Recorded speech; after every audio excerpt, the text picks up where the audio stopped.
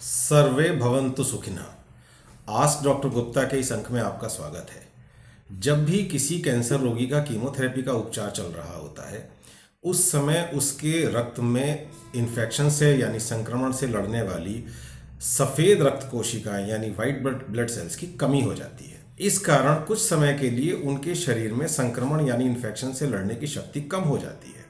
अब क्योंकि भोजन अपने साथ में कई तरह के इन्फेक्शन ला सकता है, इसलिए यह स्वाभाविक है कि कीमोथेरेपी के दौरान भोजन में कुछ सावधानियां रखनी होंगी। जब परहेज की बात आती है, चाहे किसी भी बीमारी की बात हो, कैंसर की नहीं किसी भी बीमारी की बात हो, जब हम परहेज की बात करते हैं तो किसी भी रोगी के सारे पड़ोसी, सारे के सारे रिश्तेदार, सभी लोग इस मामले में बहुत बड़े विशेषज्ञ हो जाते हैं।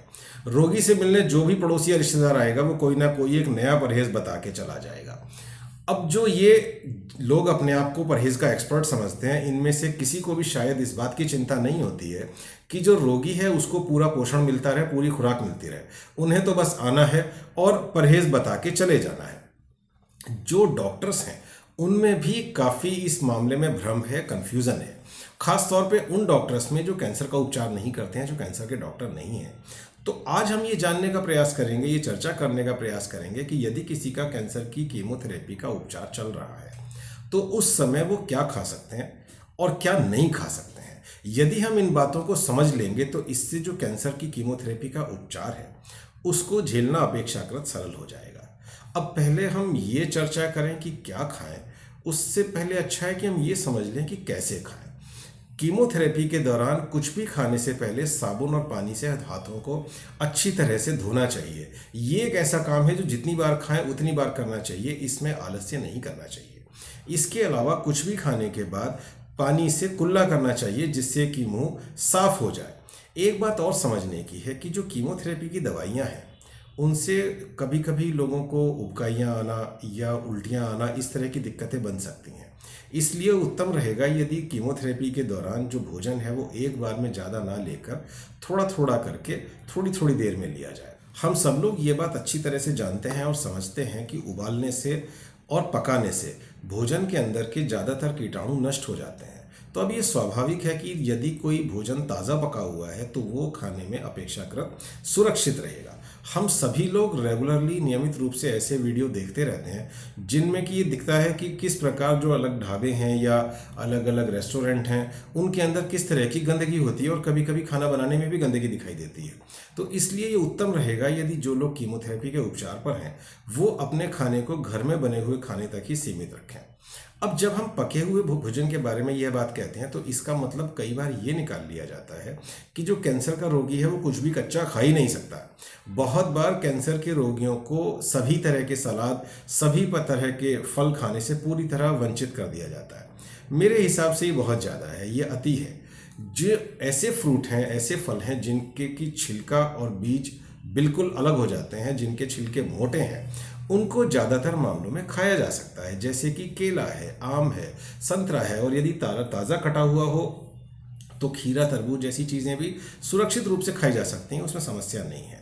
वास्तविकता में यदि किसी रोगी के लिए सलाद और फल बिल्कुल पूरी तरह बंद कर दिए जाए तो उसके पेट में जो आंतों के अंदर बैक्टीरिया का संतुलन है वो संतुलन बिगड़ सकता है। इसके अलावा उसके शरीर में फाइबर और जो माइक्रो न्यूट्रिएंट्स हैं, सूक्ष्म तत्व हैं, उनकी भी कमी हो सकती है। तो ये जो जानकारी है कि हाँ कुछ फल खाए जा सकते हैं, कुछ सलाद की चीज़ें खाई जा सकती हैं, ये शायद उन लोगों के लिए, उन रिश्तेदारों के लिए बहुत बड़ी राहत होगी जो जब भी किसी रोगी को मिलने के लिए जाते हैं तो साथ में फल लेकर जाते हैं। फल के बाद जो सबसे व्यापक जो प्रश्न पूछा जाता है, अगला प्रश्न जो होता है वो जूस के बारे में होता है। जो फलों के जूस हैं वो स्वादिष्ट होते हैं और इसके साथ ही पोषण से, न्यूट्रिशन से भरपूर होते हैं। लेकिन एक बात समझने की है कि काफ़ी कैंसर रोगी ऐसे होते हैं जो कैंसर के साथ साथ मधुमेह यानी डायबिटीज़ से भी ग्रसित होते हैं। अब ये जूस जो है ये उनका शुगर का कंट्रोल बिगाड़ सकता है। अब यदि किसी डायबिटीज़ के रोगी में शुगर बढ़ जाएगी और उसका कैंसर की कीमोथेरेपी भी चल रही होगी तो ये बढ़ी हुई शुगर उसका इन्फेक्शन का खतरा और ज़्यादा बढ़ा देगी। तो इस बात का ध्यान रखना होगा। एक समस्या और देखी जाती है कि काफ़ी बार जो रोगी होते हैं वो जूस पीने के कारण उनका पेट भर जाता है और फिर उसके बाद वो सामान्य भोजन नहीं ले पाते हैं, जिससे कि उनमें शरीर में अलग अलग चीज़ों की कमी दिखने लगती है। ऐसे रोगी मैंने देखे हैं जो बेचारा गरीब है, जैसे तैसे पैसे की व्यवस्था करता है और रोज़ अपने मरीज को 2 गिलास 3 गिलास अनार का जूस पिलाता है। फिर मेरे पास आके शिकायत करता है कि जी मैं तो इतनी मेहनत कर रहा हूँ, इतनी अच्छी खुराक दे रहा हूँ, उसके बाद भी हमारा मरीज कमज़ोर होता जा रहा है। तो इसलिए कमज़ोर होता जा रहा है क्योंकि जो अनार का जूस है उससे उसकी शरीर की सारी आवश्यकताएं पूरी नहीं हो रही हैं। मेहनत की जा रही है, पैसा खर्च किया जा रहा है, लेकिन उसके बाद भी रोगी कमज़ोर होता जा रहा है। तो हम ये समझें कि जो जूस है वो एक थोड़ी मात्रा में लिया जाए और उसको भोजन की जगह पर रिप्लेस ना किया जाए, भोजन के स्थान पर जूस ना पिया जाए। यदि सफाई की दीवार टूटे तो जूस अपने साथ बहुत भयानक संक्रमण लेकर आ सकता है। इसलिए जो कैंसर के रोगी हैं जिनकी कीमोथेरेपी चल रही है उनके लिए यही सुरक्षित है कि उनके लिए जूस घर पे निकाला जाए। यदि ये संभव ना हो तो जो पैक्ड जूस होते हैं वो अपेक्षाकृत सुरक्षित होते हैं। सड़क के किनारे ठेले वाले से लिया हुआ जूस हो सकता है सुरक्षित ना हो, संक्रमण करे, इसलिए उससे बचना चाहिए। एक और बड़ा व्यापक प्रश्न है जो बहुत पूछा जाता है, वो ये है कि दूध का इन्फेक्शन से क्या रिश्ता है। लोग ये समझते हैं कि दूध पीने से इन्फेक्शन बढ़ता है और ये इस भ्रांति के कारण है कि सफ़ेद रंग का दूध पीने से मवाद बन जाएगा, क्योंकि मवाद भी सफ़ेद रंग का होता है। ये जो धारणा है ये भोजन, पोषण और इन्फेक्शन इनके बारे में पूर्णतया अज्ञान होने के कारण उत्पन्न होती है। हमें एक बात को समझना होगा कि चाहे दूध है या कोई भी खाने की चीज़ है, जब वो खाई जाती है तो हमारे पेट में आंतों में जाती है, जहाँ पर उसको उसके अलग अलग अवयवों में, उसके कंपोनेंट्स में उसको तोड़ दिया जाता है। प्रोटीन अलग हो जाते हैं, फैट अलग हो जाता है, मिनरल अलग हो जाते हैं और उसके बाद शरीर उन सारी चीज़ों को लेता है। ऐसा नहीं है कि अगर किसी के घुटने में मवाद जमा है तो अगर दूध पिएगा तो मुंह में लिया हुआ दूध पेट में जाके वहाँ पे किसी पाइप के जरिए सीधे जाके घुटने पहुँच जाएगा, मवाद बनाएगा। ऐसा नहीं होता। और रंग के बारे में भ्रांति इतनी ज़्यादा है कि काफ़ी लोग पीले रंग की मच्छरदानी नहीं खरीदते ये सोच के कि बिजली के बल्ब की लाइट पीले रंग की होती है और पीले रंग की मच्छरदानी होगी तो उस पर मच्छर नहीं आएंगे। उनसे कोई पूछे कि आजकल एलईडी लाइट तो सफ़ेद रंग की होती है, तो फिर उस सफ़ेद रंग की लाइट पे क्यों मच्छर आते हैं। जब मेले में जाते हैं तो मेले में तो लाल, पीली, नीली, हरी हर तरह की लाइट जली होती है, सब पे मच्छर आते हैं। क्यों आते हैं जी?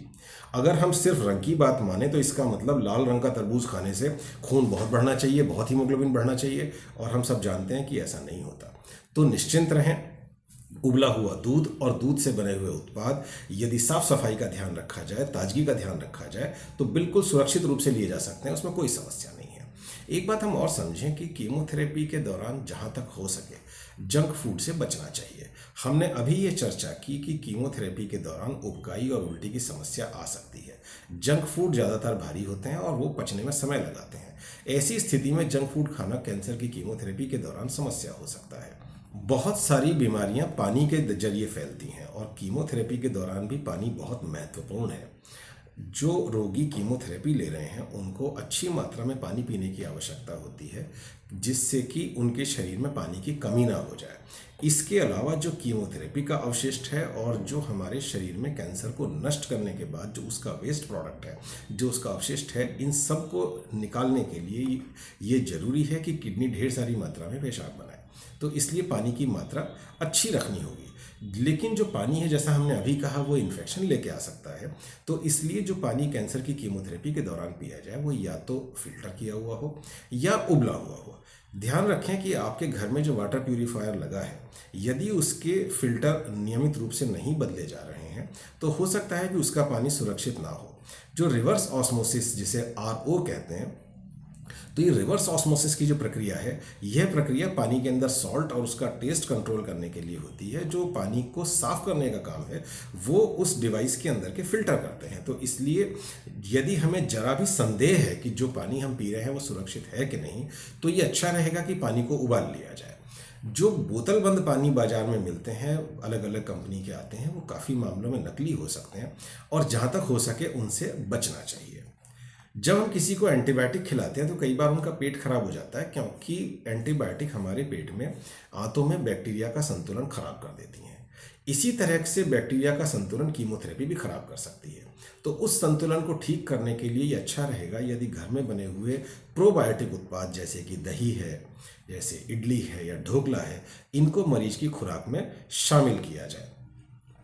काफ़ी रोगी कीमोथेरेपी खत्म होने के बाद मोटे हो जाते हैं, उनका वजन बढ़ जाता है।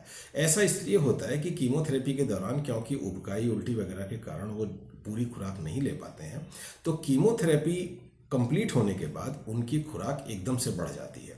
तो इसका हमें ध्यान रखना होगा और ये भी ध्यान रखना होगा कि कीमोथेरेपी खत्म होने के बाद भी व्यायाम रोगी की दिनचर्या का एक नियमित भाग रहे।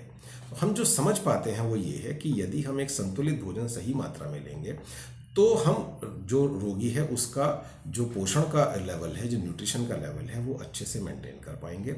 बहुत ज़्यादा परहेज करने से मरीज को नुकसान होगा, फ़ायदा नहीं होगा। कैंसर की कीमोथेरेपी के दौरान रोगी की खुराक को उबली हुई सब्जियों तक ना सीमित कर दें। अपने कैंसर विशेषज्ञ से इस बारे में और बात करें, जिससे कि जो कैंसर की कीमोथेरेपी का समय है यह रोगी के लिए यातना का समय ना बन जाए। इसके साथ ही मैं सभी कैंसर रोगियों को शीघ्र स्वास्थ्य लाभ की शुभकामनाएं देता हूं और सभी के अच्छे स्वास्थ्य की कामना करता हूं। धन्यवाद। नमस्कार।